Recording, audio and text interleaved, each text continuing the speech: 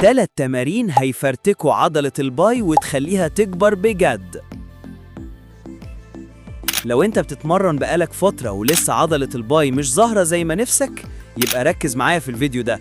هقولك على 3 تمارين لو نفذتهم صح هتفرتك الباي وتكبرها صح.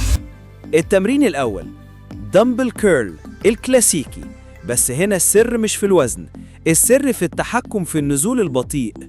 انزل بالوزن على 3 ثواني وخلي كوعك ثابت مكانه، ده اللي هيخلي العضلة تتحمل أقصى توتر ممكن. التمرين التاني هامر كيرل، وده بيدرب الجزء الجانبي من الباي اللي بيخلي شكل الدراع أعرض وأضخم. خلي كوعك لازق في جسمك وما تميلش جسمك لقدام.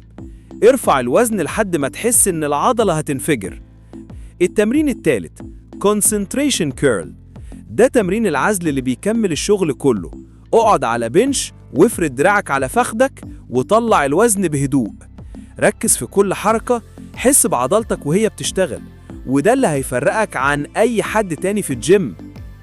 لو عايز باي ضخمة فعلا، بطل تشيل غلط وابدأ تتمرن بتركيز مش بوزن.